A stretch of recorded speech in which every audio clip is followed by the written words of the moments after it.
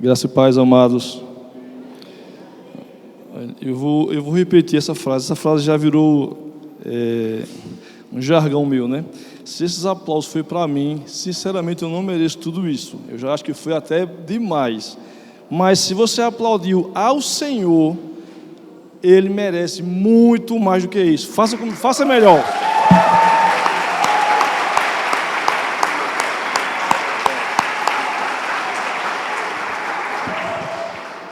Amém, queridos. Glória a Deus. Amados, é uma honra, né, poder estar aqui com vocês, trazendo para os amados o que Deus tem colocado no meu coração já há alguns dias. Mas é um peso, sabe? Subir aqui em cima é um peso, uma responsabilidade muito grande, porque nós temos que ter cuidado, né, no que nós vamos fazer, no que nós vamos falar, para não passar daquilo que Deus fala com o nosso coração. É interessante que Cris, eu pegando aqui o gancho de Cris, aqui na oferta, Cris, eu vivi esse ano isso aí, Cacau Show. Eu nunca tinha... Cris, alô Cris, olha para mim, aqui na frente. Eu vivi o que tu vivesse esse ano, com a Cacau Show. Eu morria de vontade de comer um panetone Cacau Show, irmãos. Eu passava e paquerava, e aí eu vou comprar, e o dinheiro faltava. Aí esse ano nós abençoamos, nós demos um presente de Cacau Show, né? E ganhamos outro, um lacreme. Olha, eu vou dizer, é um pedacinho do céu na terra, viu? Muito bom. E aí, eu levei para casa e nós estamos comendo devagarzinho, para não gastar todo de uma vez, mas foi uma bênção, irmãos. Queridos, mas na verdade, essa noite eu queria compartilhar com vocês. Pode colocar aí, irmão, o título da mensagem. Abra comigo a sua Bíblia, lá no livro de Eclesiastes, capítulo 5, versículo 1. Está todo mundo me ouvindo bem? Eu estou ouvindo muito eco da minha voz. Como eu não entendo muito de som, mas, amém. Vamos lá. Eclesiastes, capítulo 5, versículo 1. Todo mundo abriu? Todo mundo encontrou? Dá para diminuir o retorno para mim?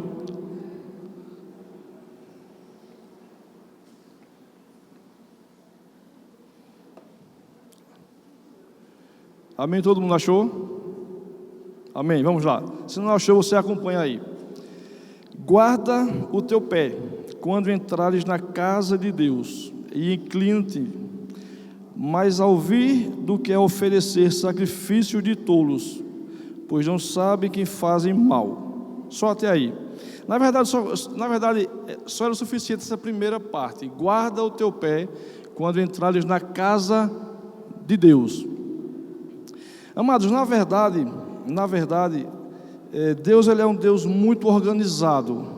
Quem entende que Deus é um Deus organizado? Quem concorda comigo? Amém? Então nós já estamos meio caminho andado. Se nós formos analisar no livro de Gênesis, Deus criou tudo em uma ordem. Ô Rodrigo, está dando muito retorno para mim. Eu estou me confundindo com a minha voz. Por favor, amado. Deus, ele cria tudo em uma ordem. Deus, ele faz tudo de acordo, passo a passo. Ele vai criando, né? Ele vai montando, ele vai moldando, ele vai estruturando a terra para que cada coisa ela tenha a sua função, ela esteja no seu devido lugar.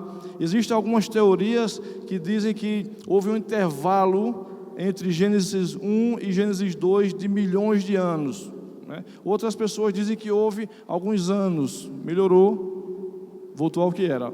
Outras pessoas falam que não houve esse espaço todo de tempo. Mas enfim, se houve ou se não houve, a gente não vai entrar nessa discussão agora. Mas sabe-se o seguinte, que Deus, ele é um Deus organizadíssimo. E ele criou tudo de acordo... Irmãos, licença aqui, tá? Eu vou virar esse negócio que está muito quente. Agora... É ao vivo, né? Ao vivo a gente tem que... Mas enfim, voltando para cá.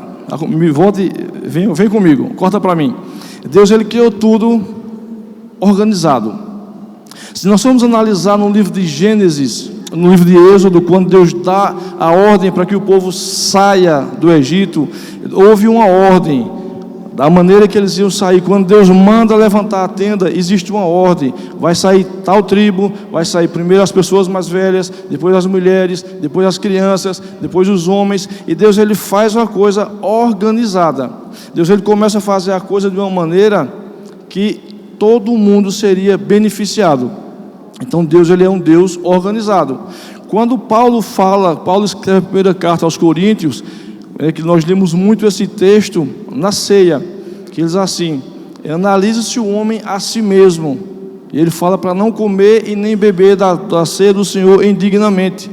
E Paulo diz mais: olha, se você está com fome, coma em casa, porque a ceia do Senhor, a santa ceia do Senhor, ela estava virando uma bagunça, literalmente. O povo ia para comer e comia demais e bebia demais, e aquela comunhão que era para ficar aquele momento gostoso, que era para ficar aquele momento entre os irmãos, de ceia mesmo, começou a se tornar uma bagunça. E Paulo exorta a igreja de Corinto para que eles fizessem a coisa com ordem e decência. Então, nós podemos analisar nesse contexto todo que Deus, ele é um Deus organizado.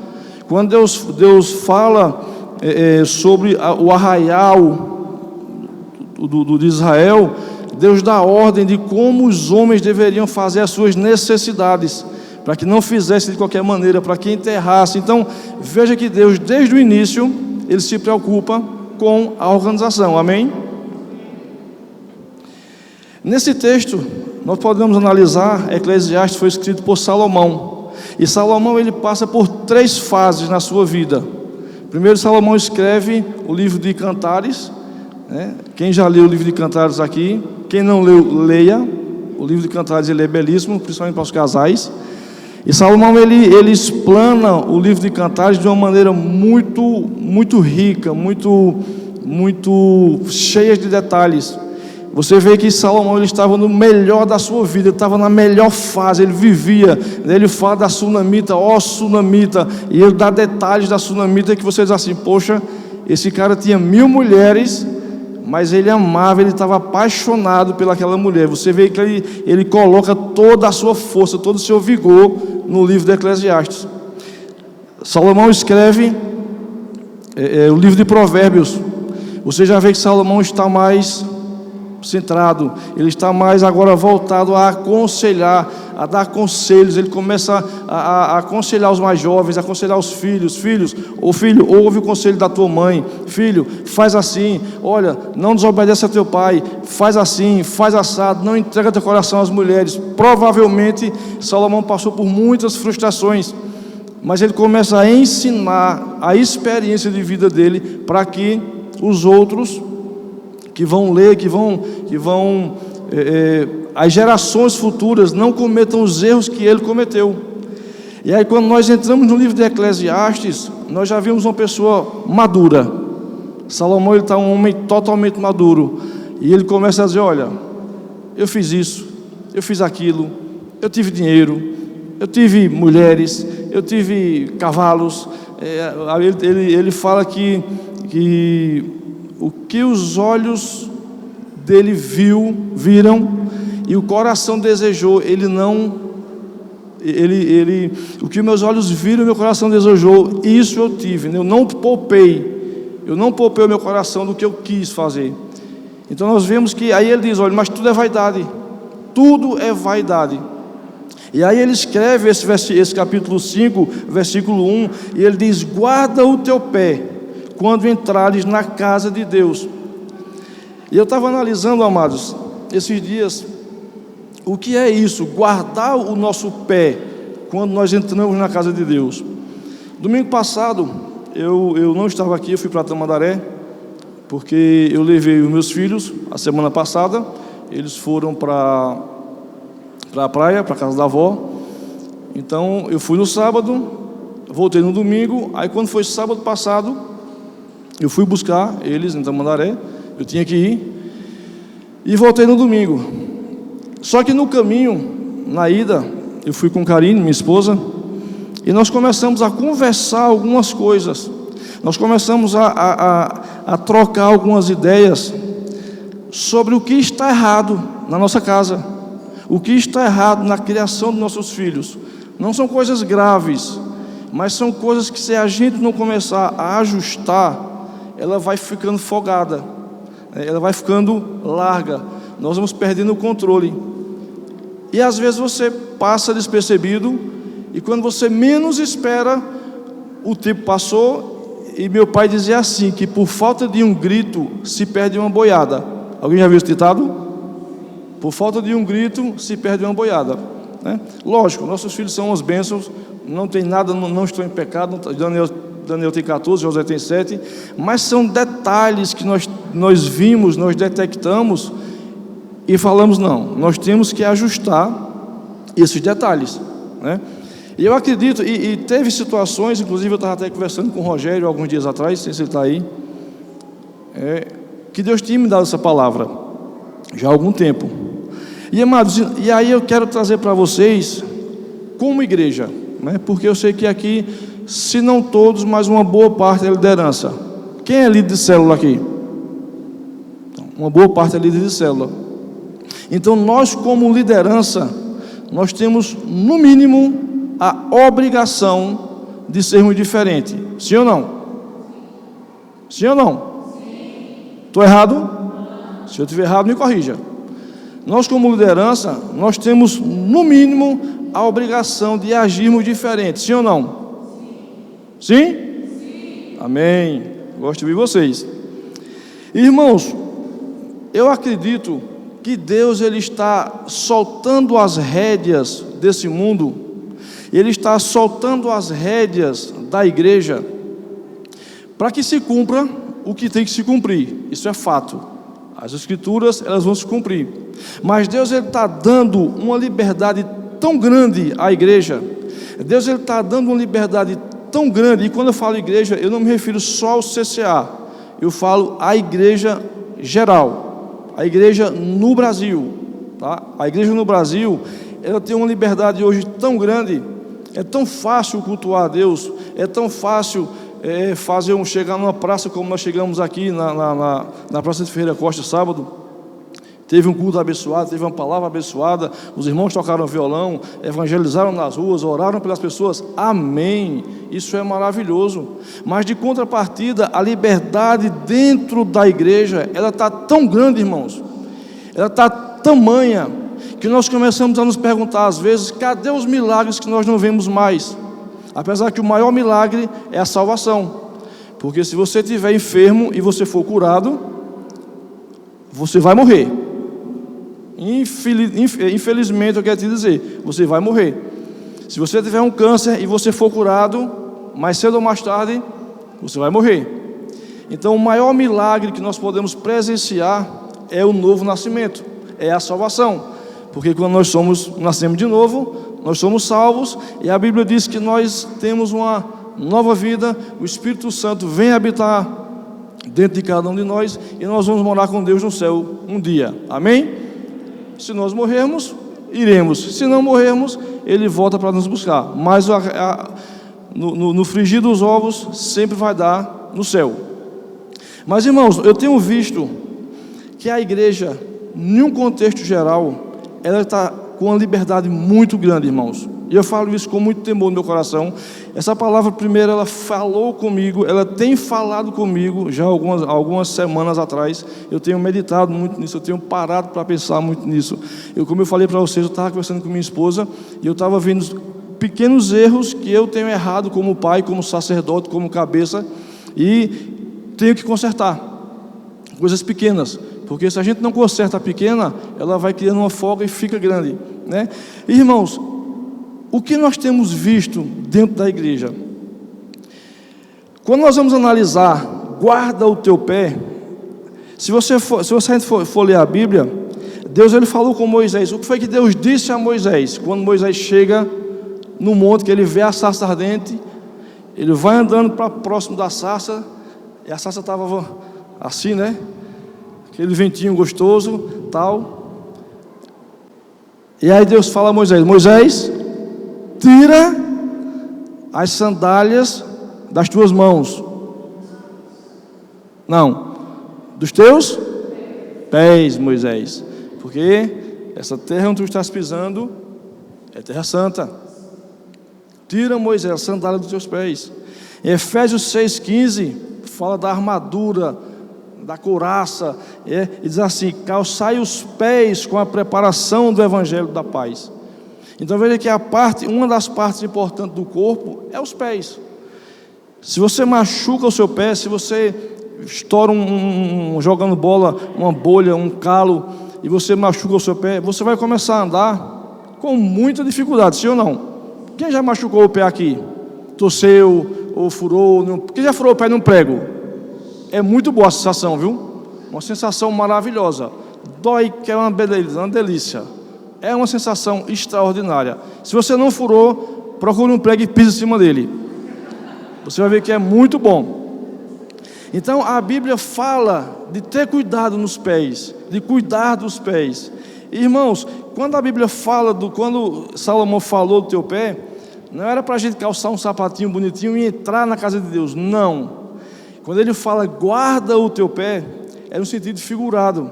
O pé, ele diz respeito a como nós nos comportamos, como nós nos apresentamos diante de Deus. E eu queria que você fizesse uma breve reflexão, uma breve meditação.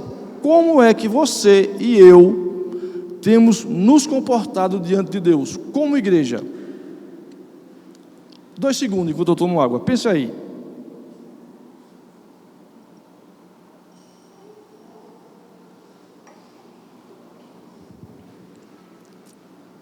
Pensou? Como é que você e eu estou me comportando diante de Deus? Como é que você e eu, como líderes que somos, temos vindo à igreja, irmãos? Como é que você e eu estamos ensinando os que são pais, os nossos filhos a virem à igreja? Irmãos, é com muito temor no coração que eu estou falando isso, mas é a verdade. Eu estive aqui na cantina esse final de semana, eu, Hernandes, Dora, Adalto, Rosana, nos ajudaram lá na cantina. E queridos, é inadmissível o que as crianças fazem ali no hall de entrada. É vergonhoso os pais estarem aqui dentro, assistindo o culto, ou cultuando ao Senhor, enquanto os filhos correm lá fora, arriscado acontecer um acidente, uma criança deve ser atropelada, e vão botar a culpa no pastor, ou no irmão que estava na porta lá fora, porque não cuidou do meu filho. Mas a obrigação de cuidar dos filhos é dos pais, não é dos tios da salinha quando estiverem lá no culto domingo, a obrigação é deles. Mas quando estão dentro da igreja, irmãos, a obrigação é dos pais e das mães a cuidarem dos filhos. Não é do pessoal da atmosfera, não é do pastor que está aqui em cima, e o pastor fica: irmãos, com muito amor e carinho, olhe, pegue seu filho, pegue sua criança, bota do seu lado, e aí bota por 2 minutos e depois, parte de novo. É uma vergonha. Eu mostrei a Hernandes, tinha uns 12 ali, fazendo zoada, correndo, arriscado de derrubar um negócio em cima. Teve um que eu falei com ele, e eu não estou pensando em ninguém específico, tá? Isso aqui não é pregação de carapuça. Teve um que eu falei com ele 3 ou 4 vezes: rapaz, esse negócio vai cair em cima de você. E ele balançava: rapaz, isso vai, já é um rapazinho, isso vai cair em cima de você. Queridinho, vai cair em cima de você. Cadê seu pai? Eu já falei 3 vezes, ele não me obedece. Porque na minha época, quando eu era criança, quando o mais velho falava comigo, acabou. Você botava o rabinho entre as pernas e saía, todo desconfiado. Então eu estava vendo a hora, irmãos, de ser abençoado, derrubar aquele negócio ali da entrada em cima dele, se machucar e botar com quem? Na igreja, no pastor, em quem fez a organização do evento, porque não fez com segurança. Irmãos, nós temos que entender o seguinte: nossos filhos são espelho, nós somos o espelho deles. Se a coisa está desordenada, a culpa é nossa, não é deles. A culpa não é deles, a culpa é nossa. Outra coisa, amados, E queridos, eu estou falando isso porque é isso que eu tenho visto. E nós às vezes clamamos: Senhor, manda um avivamento, manda, Senhor, um avivamento. Deus, faz milagres. Não vai ter milagre, irmãos. Não vai ter milagre enquanto não houver mudança de comportamento da igreja. Enquanto a igreja não se comportar de uma maneira madura, enquanto nós como cristãos, e eu estou me incluindo nisso, não pense que eu estou me excluindo, eu sou o primeiro da fila. Enquanto a gente não mudar essa nossa perspectiva, essa nossa maneira de sermos crentes, a coisa não vai acontecer. Eu sinto muito. Vai ter eventos, e pregadores, e mais pregadores, e a coisa não vai acontecer, porque nós não estamos dando lugar, nós não estamos entrando com reverência, nós não estamos entrando com o temor e com o temor do Senhor. Infelizmente a verdade é essa. E nós às vezes questionamos por que a coisa não acontece, por que Deus não age, porque nós não deixamos Ele agir, porque nós somos desrespeitosos com a palavra de Deus. Pare aqui um momento, quando der um intervalo, e vá para o bebedouro. Parece, acho que nem no deserto do Saara é aquela loucura para beber água. Irmãos, é uma loucura. É uma loucura. Eu tenho um de 7 e eu digo a ele em casa: beba água em casa, para não beber água na igreja. Parece ignorância? Parece, mas não é. Eu estou ensinando ele a se comportar nos locais. Apesar de que às vezes ele sai para beber água, porque é sem vergonha. Mas em casa ele bebe água e vai no banheiro fazer xixi, para não fazer na igreja, para não sair da salinha. Eu estou ensinando, irmãos. Dá trabalho? Dá. Mas é incrível, irmãos, a quantidade de copo que é desperdiçado. Pessoas que pegam, líderes, viu? Líderes. Eu já vi líderes pegam um copo de água, enche o copo, toma 2 dedos e joga o resto. Ô irmão, se você pagasse por aquilo ali, que nós pagamos com dízimos e ofertas, quando o gasto aumenta, está deixando de ser investido em outra área da igreja. E nós temos que economizar, porque isso aqui é um patrimônio nosso. Não é do pastor Marcos, não é da pastora Cristiane, é nosso, irmãos. E quando a gente economiza, quando nós ensinamos os outros a economizar, vai ser investido em outra área da igreja, em outra área que está precisando. Vai ajudar a igreja a sair do vermelho. Amém? Queridos, às vezes os amados, e eu não estou falando aqui, irmãos, que não deve tomar água. Tome água, é bom para os rins, hidrata. Mas quantas e quantas vezes eu já vi, enche o copo de água, traz para dentro da igreja, bota no chão, não toma, vai sair, chuta o copo, fica molhado e não tem a coragem de pegar um pano para enxugar. Alguém já viu isso aqui? Ou eu estou errado? Se eu estiver errado, pode me corrigir. Irmãos, em casa, eu perguntei, a prova maior do mundo é aquela porta ali, aquela bendita porta. Quem quiser ser abençoado, diga assim: pastora Keila, me bota na porta do desespero, pastora Keila. Me bota na porta da tristeza. Me bota na porta do desesperado, pastora Keila. Eu vou ficar ali abrindo e fechando. Irmãos, sinceramente, eu estou falando aqui para crentes. Eu espero que ninguém fique chateado, porque é a palavra de Deus. Porém, se você quiser ficar chateado, eu não posso fazer nada por você. Mas, irmãos, aquela porta, eu já falei: pastor, não me bota lá não, pelo amor de Deus, não bota lá não, porque eu peco. Teve um dia que eu estava lá, e a primeira aberta você abre sorridente. Pois não, querido, Pai do Senhor, bom dia. Aí a mesma pessoa de novo: ô amado, pois não. Lá vem a mesma pessoa de novo. Aí ela vem de novo. Quando chegou na 5ª vez, eu disse: ô irmão, você vai passar quantas vezes? Eu falei, eu não aguentei. Aí disse: ô irmão, você vai passar quantas vezes aqui? É que eu estou com dor de barriga. Então fique no banheiro, irmão. Fique lá. Poxa, é falta de coerência, é falta de respeito com quem está aqui em cima ministrando louvor, com quem está pregando. O pregador é o de menos, é falta de respeito com a pessoa do Senhor Jesus, que nós viemos para aqui para louvar, para adorar ela, para prestar culto. Então a pessoa está aqui se rasgando, se louvando, pregando a palavra, e o cara não, parece que tem um faniquito, não para quieto, ele sai 10 vezes. Agora eu pergunto, para fazer o quê? O que é que o cara sai 10 vezes pelaquela porta, para fazer o quê? Pelo amor de Cristo. Sabe, gente, então nós temos que começar a ensinar, e tem que começar conosco, que somos a liderança. Os que não são líderes ainda estão trabalhando para ser líder, que somos discipuladores, que temos filhos. Então, se não começar conosco, vai virar bagunça. E aí vamos continuar aqui nos rasgando, que vem o céu, faz chover, sei que lá, e bererê.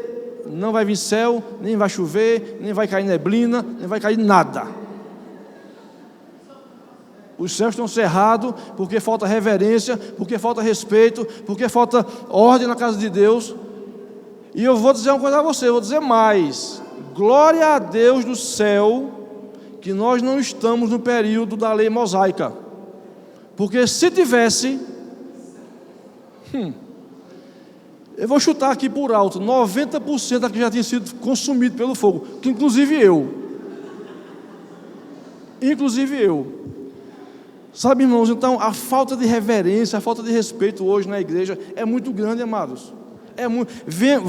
Vamos para a igreja, aí eu vou de qualquer jeito, vou com qualquer roupa, de qualquer jeito, irmãos. Né? Vou de sandália, de qualquer jeito eu vou para a igreja. E aí, eu quero ressaltar aqui uma coisa bem interessante.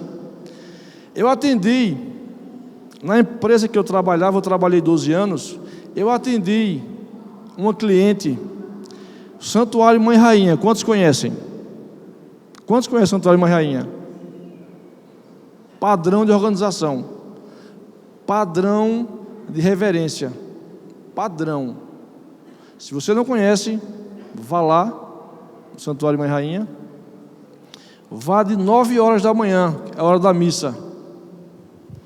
E eu duvido você encontrar alguém fazendo barulho, algum funcionário batendo numa carroça, numa pá, numa escada, na hora da missa.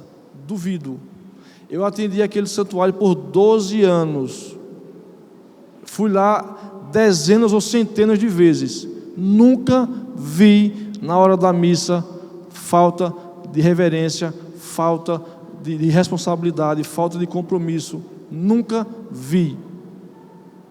E aí às vezes nos achamos os bambambam. Sou crente, sou nascido de novo, sou do CCA. Tem um amigo meu que é do CCB. Conhece o CCB? Congregação Cristã no Brasil. É o CCB.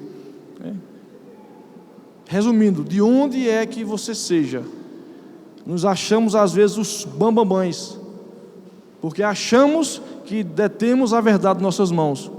E eu quero te dizer, não se engane, porque para Deus levantar os nossos irmãos católicos, só precisa fazer o que ele fez com Paulo, tirar a escama dos olhos, só. E vai haver uma revolução na igreja católica, e eles vão dar um show de bola na gente. Sabe, amados, eu acredito que nós temos que começar a mudar o nosso parâmetro de santidade, a mudar o nosso parâmetro de religiosidade. Nós temos que deixar de ser religiosos. Irmãos, a hora do culto é 7h30 na terça, é 10 da manhã e 5 da tarde no domingo. Todo domingo você encontra com um líder chegando atrasado. Eu não estou dizendo que você não pode chegar atrasado. Pode chegar atrasado, mas não é para virar uma via de regra. Existem pessoas que já virou via de regra, só chega no culto atrasado, e sai antes de terminar o culto. Quando o pastor diz, vamos orar, já está lá na porta. Poxa, para que eu vou para o culto? Se é para mim ir para o culto, para chegar atrasado e para sair adiantado, eu não vou, amados. Eu não vou, fica em casa. Vai fazer o que na igreja? Bater ponto? Para o pastor lhe ver, para não estar cobrando você na segunda-feira? É melhor não ir, pastor, não estava a fim de ir, não quis ir. Mas o que nós vemos é uma falta de compromisso tão grande que todo culto o cara chega atrasado. E na maior. Chega na maior. Eu não estou dizendo, irmão, vejam só. Eu não estou dizendo que nós não podemos chegar atrasado. Podemos. Existem imprevistos. E Deus sabe mais do que qualquer um de nós. Quando acontece imprevisto, quando acontece alguma coisa de errado, Deus sabe que nós vamos nos atrasar. Então, não é desculpa. Mas virá uma via de regra, todo culto, todo tadel, toda célula, chegar atrasado. Eu acho isso um absurdo. E eu estou falando para crentes aqui. Eu estou falando para pessoas maduras. Tá? Essa semana eu conversava com um irmão muito amado, e eu perguntei a ele, irmão, o evangelho perdeu o poder? A Bíblia diz que o evangelho é o quê? É o quê? O poder de Deus. O evangelho, ele é o poder de Deus. Então, se o evangelho perdeu o poder, Deus está fraco. Não, irmãos, o evangelho, ele não perdeu o poder. O evangelho continua sendo o poder de Deus. Nós é que estamos cheios de birras, estamos cheios de meninice, cheios de kikiki, porque quando nós éramos do mundo, quem bebia e quem usava droga e quem fazia outras coisas mais, você apanhava da polícia, você apanhava da rua nos bar, você apanhava arrumava briga por causa de cachaça, quando era no outro dia estava na maior amizade do mundo, tomando cana de novo, se prostituindo. Aí hoje, quando chega algum irmão da igreja que te corrige para o teu bem, vou sair da igreja. Saia. Volte para onde você estava, lá no mundo. Lá você é bem tratado. Lá você apanha na cara. Lá você é esculhambado, você dorme na sarjeta. Saia, volte para o mundo. Aí você vai ver que coisa boa. Sabe, irmãos, eu acho que está na hora de nós amadurecermos. E tem que começar conosco. E eu volto a dizer aqui, eu não estou me excluindo. Eu sou o primeiro da fila. De todos aqui, o pior sou eu. Eu sou o pior. Eu sou mais birrento, digamos assim. Mas Deus, ele está procurando. Deus, ele está almejando por uma igreja diferente, irmãos, por corações diferentes. A Bíblia diz que Ele procura verdadeiros adoradores que adorem em espírito e em verdade. Irmãos, qual é a expectativa que nós saímos para vir ao culto? Ficar conversando no hall da entrada? Já fiquei, concordo, confesso para os irmãos. Já me pegaram, alguns aqui já me viram algumas vezes lá na frente conversando, já me viram. Não me verão mais. Amém? Obrigado, Camila.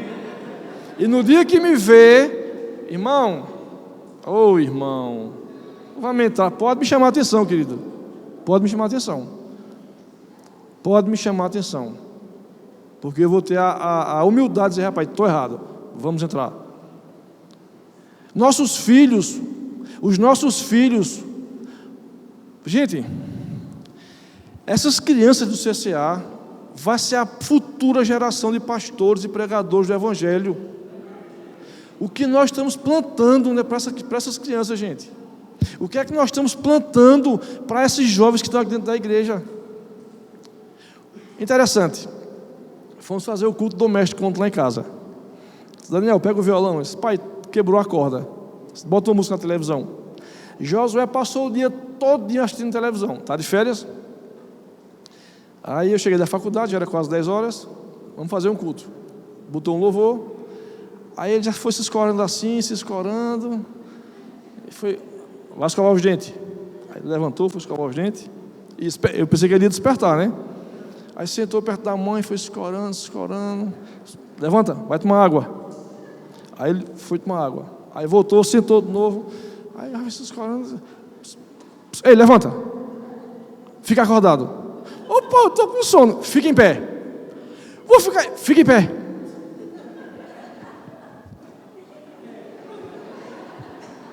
Ficou ficou em pé, irmãos. Eu deixei uns 10 minutos em pé. De castigo? Não. Não é castigo, não. É temor. Nós temos que ensinar a ter temor de criança.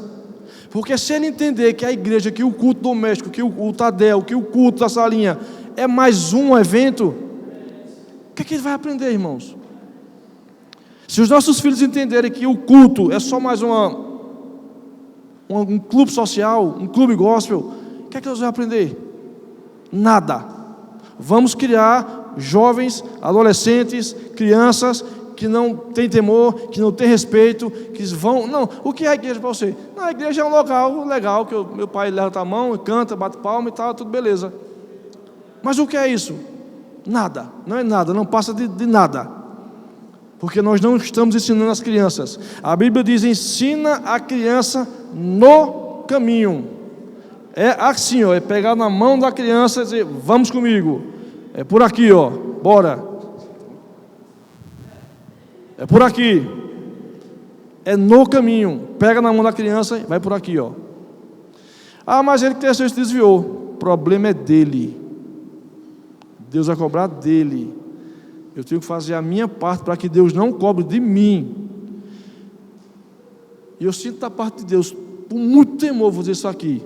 Deus vai cobrar de muita gente aqui, porque está sendo negligente. Tem muitos irmãos aqui que estão sendo negligentes. E Deus vai cobrar de você.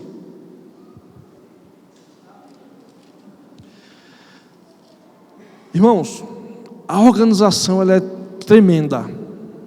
Quer ver um negócio desorganizado? O nosso estacionamento. Oh, meu Deus do céu. Vai estacionar um carro aí sem ter ninguém na frente para ajudar. Já tem as faixas pintadas. Então, qualquer motorista sabe que uma faixinha daquela é lugar de um carro. Aí a gente chega para estacionar aí tem aquele abençoado que bota no meio da faixa, pega o lugar de 2 carros. Eu queria que viesse para ele pagar 2 emplacamentos, para ele ver como é bom.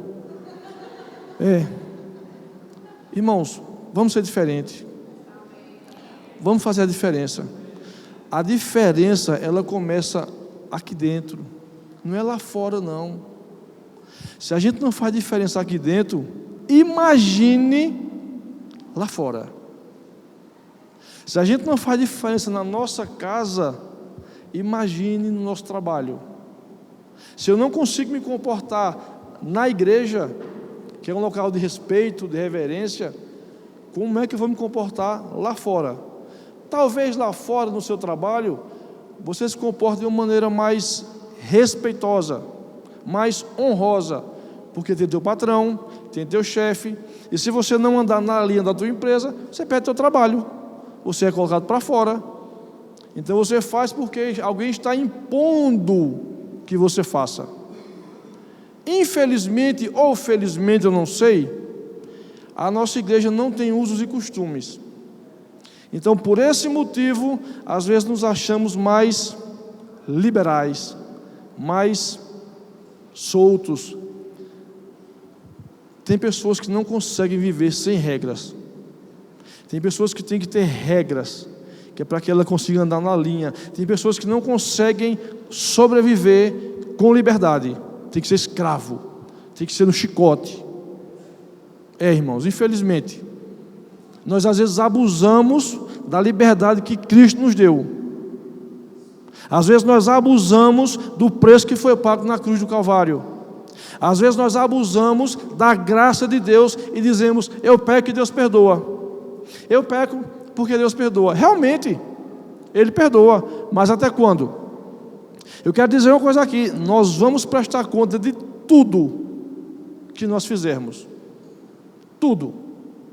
E principalmente nós, que conhecemos a verdade, que conhecemos a palavra. A Bíblia diz que é melhor não conhecer do que conhecer e não obedecer, e não cumprir. O julgamento de um policial civil, de um policial, ele é mais rígido do que um civil. É assim, doutor? Por quê? Porque ele sabe o que tem que fazer. Se ele errar, a pena é maior. Então, se nós errarmos, irmãos, a pena é maior. Só chego atrasado, desperdiça a água do bebedouro. Ô irmãos, eu cheguei no banheiro um dia desse, eu fico imaginando se um rapaz faz aquilo na casa dele, se ele vai no banheiro e não dá descarga na casa dele, se ele é tão porco o suficiente para sentar num vaso sanitário e não dá descarga em casa. Aí depois reclamamos que os banheiros estão sujos, que não tem papel, que o papel acabou, se nós mesmos é quem estragamos o que é nosso. Isso aqui é nosso. Quem tem consciência de que você está sentado em uma cadeira que você comprou? Você comprou essa cadeira, você está pagando esse ar-condicionado, fazendo uma frescurinha para você aí. Você está pagando essa energia que está clareando cada um de nós aqui. Irmãos, a igreja é nossa, nós somos responsáveis por ela. Então eu acredito, amados, já vou encerrar. Eu acredito que nós temos sim que clamar pelo avivamento, nós temos sim que pedir a Deus que derrame graça, que derrame da sua Shekinah. Nós temos realmente que nos esforçarmos para entrar no céu, porque a Bíblia diz que o céu é tomado por esforço, mas eu acredito que nós temos que começar com coisas pequenas, não é coisas grandes. Ninguém começa grande, irmãos. Nenhuma empresa começou grande, mas nós temos que começar nos policiando. Interessante que eu vou voltar para essa questão do atraso. Se você vai viajar de avião, quem já viajou de avião aqui? Eu pessoalmente não gostei, odiei. Mas quem vai viajar de avião, você tem que chegar no mínimo, quanto tempo antes? 1 hora. 1 hora você tem que chegar no aeroporto. Quantos aqui já viajaram de avião e perderam o voo? 2. Por quê? Chegaram atrasado, certo? O avião não esperou vocês. Concorda? Vocês tiveram que fazer algum arrumadinho para não perder a passagem. Foi isso? E se o gerente da companhia foi muito bonzinho, não cobrou uma taxa extra sua? Se ele não foi legal, cobrou uma taxa extra para deixar a empresa mais rica. Então, amados, quando nós vamos viajar de avião, o aeroporto mais próximo aqui, não sei se Caruaru tem voo comercial. Tem não, né? Então, o aeroporto mais próximo aqui é o de Maceió, 180 quilômetros. Ou de Recife, 230 quilômetros. E quando nós vamos viajar de avião, nós nos programamos e saímos pelo menos 5 horas antes de casa, para não perder o voo. Irmãos, e por que a gente não consegue chegar na igreja no horário?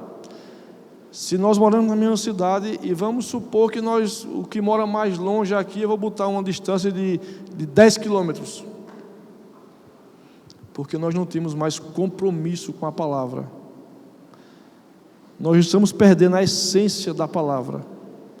Nós estamos perdendo o compromisso com Cristo, com o Senhor. Vamos para o culto? Vamos.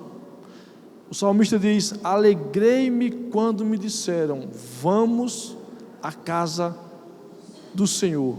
Alegrei-me. Hoje em dia, muitas vezes, para nós irmos para um culto, é um peso. Tem que ir para a igreja, hoje é domingo.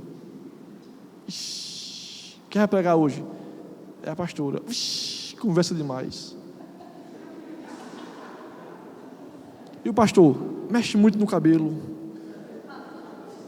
Por isso que eu não mexi até agora. Mexe muito no cabelo. Não, quem vai pregar é o irmão Tiaguinho.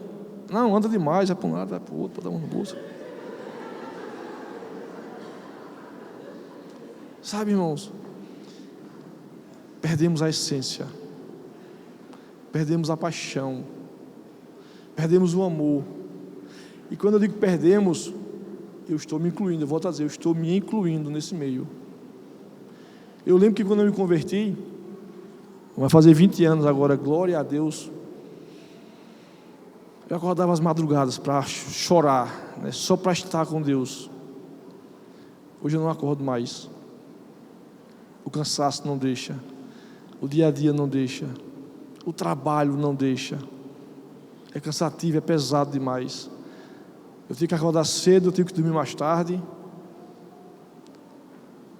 Eu lembro que quando eu casei com a minha esposa, quando eu namorava, né, eu ia a pé para a casa dela. Eu tinha uma namorada quando eu tinha, acho que 16, 17 anos. Eu morava na Vila, faz tempo. Eu morava na Vila do Quartel. E ela morava aqui perto da cadeia. Tinha a cadeia aqui. Eu vinha da Vila de ônibus, eu não tinha carro. O ponto do ônibus era ali onde é o Pop Shop hoje. Os mais jovens aqui não lembram. Onde era o Pop Shop. Ali era o ponto final. E eu saía do ponto final, ia para depois da cadeia, que é onde é o Expresso Cidadão. Lá já perto da barreira do inferno. Aí eu ia namorar. Quando eu chegava lá já era quase a hora de voltar. Aí eu voltava, esquisito, sozinho. Por quê? Porque eu estava apaixonado na época, eu estava abestalhado. Depois me abestalhei por carinho e casei. Pronto. Enfim. Mas eu lembro, irmão, no início da minha caminhada com Cristo, como era bom, como era gostoso, como era prazeroso passar horas lendo a Bíblia. Acordava de madrugada, né? Orava, chorava. Todo dia eu dormia ouvindo louvor. E eu tento a Deus, Senhor, restaure isso na minha vida. Restaure isso na minha vida. Derrame em mim aquele amor. O primeiro amor, irmãos. O primeiro amor. Eu acho que nós temos que começar a garimpar a pérola de grande valor. Eu acho que nós temos que começar conosco. Essa palavra era para fulano. Não. Essa palavra é para mim e para você. Eu acredito que Deus quer me usar e Deus quer te usar para que nós possamos começar uma revolução no CCA. Porque a partir do momento que nós começarmos a fazer a diferença, a partir do momento que eu deixar de trazer água para dentro do culto, a partir do momento que eu deixar de abusar a irmã que está na porta, as pessoas vão ver. A partir do momento que eu deixar de incomodar o irmão que está aqui na ponta da cadeira, eu estou lá no final, aí você está naquele momento tão gostoso do louvor. Aí, irmão, aí você afasta, o cara passa, você volta. Senhor, Tu és bom. Aí com poucos segundos, cara, passa. É a vontade que dá, não vou mentir. A vontade que dá é essa. É só em mim que dá essa vontade? Parabéns aos sinceros. Passa. Praga. Deixa de incomodar. Sabe? Então, irmãos, eu acho que a coisa, ela começa por aí, sabe? E para encerrar, eu queria que você abrisse comigo lá no Salmo 24. Já vou estar encerrando.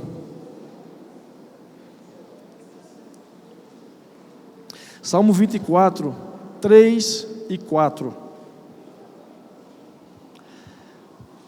Salmo 24, 3 e 4. Diz assim: quem subirá ao monte do Senhor? Ou quem estará no seu lugar santo? Aquele que é limpo de mãos e puro de coração, que não entrega a sua alma à vaidade e nem jura enganosamente. Então, que nessa noite eu e você, nós possamos sair daqui refletindo nisso. Eu subirei, eu tenho sido puro de mãos, e limpo de coração. Senhor, se há em mim algum caminho mau, me mostre. Eu acho que nós estamos vivendo tempos, irmãos, dias, onde nós temos que analisar a nossa vida. Nós temos que pegar aquele texto que nós lemos para a ceia. Analise-se o homem a si mesmo, e não analisar só uma vez por mês, mas analisar ele todos os dias. Analisar a sua vida, não é a vida do seu irmão, não é a vida do seu esposo, da sua esposa, é a sua vida. Porque a partir do momento que nós começarmos a analisar a nossa vida, a mudança ela vai começar a acontecer naturalmente. Amém? Vamos orar. Pai, em nome de Jesus, eu quero colocar essa palavra, Senhor, que foi ministrada, que foi, Senhor, derramada no meio do Teu povo, Pai. Espírito Santo, eu quero pedir agora, em nome de Jesus, que o Senhor derrame sobre nossas vidas uma unção de temor, de respeito, de reverência pela Tua presença, pela Tua palavra, Senhor. Senhor, às vezes nós temos esquecido o verdadeiro preço que foi pago naquela cruz. Nós temos perdido, Senhor, o preço da graça, nós temos perdido a essência do Evangelho, nós temos brincado com a Tua presença, nós temos, Senhor, brincado de ser crente, nós temos brincado, Senhor, de irmos à igreja. Mas, Pai, eu entendo, eu acredito que o Senhor pode usar cada irmão aqui. Se o Senhor nos trouxe aqui nessa noite, é porque o Senhor tem algo diferente em nossas vidas. O Senhor tem algo especial com cada um aqui, Deus. E eu acredito que a partir de hoje, pelo menos nos erros mais básicos, nós não vamos mais errar, Deus. Eu acredito que cada irmão que está aqui, ele se comprometerá com ele mesmo. Não é com o pastor, não é com o discipulador, não é com o líder de célula, mas ele se comprometerá com ele mesmo de fazer o melhor, de ser mais comprometido, de chegar nos horários, de não desperdiçar os recursos da tua casa. Ele se comprometerá, os pais e as mães, de ensinar os filhos e as filhas a te honrarem, a te respeitarem. Deus, em nome de Jesus, eu quero te pedir, com muito temor no coração, Senhor, que o Senhor possa estar, Deus, nos levando a níveis mais profundos, a níveis, Senhor, mais profundos, mais intensos em Ti, Senhor. Porque a partir daí, nós vamos começar a ver o avivamento. Nós vamos começar a ver a revolução. Nós vamos começar a ver pessoas sendo salvas, pessoas sendo, Senhor, transformadas, curadas, pessoas, Deus, amadurecendo no Teu Evangelho, na Tua palavra, Pai. Espírito Santo, eu oro nessa noite, derrama sobre nós uma unção de arrependimento. Derrama sobre nós, Espírito Santo, uma unção de arrependimento das vezes que nós te trocamos por migalhas, das vezes que nós nos prostituímos, Senhor, com as coisas que o mundo nos oferece, das vezes que nós trocamos a nossa primogenitura por um prato de lentilha, Deus. Espírito Santo, gere em nosso coração arrependimento, para que através do nosso arrependimento, porque nem isso nós conseguimos fazer sozinho, nós dependemos totalmente de Ti, para que através daí nós possamos ver mudança de vida, e a cidade de Garanhuns será alcançada através de pessoas que queiram realmente, Deus, fazer a diferença. Em nome de Jesus. Amém.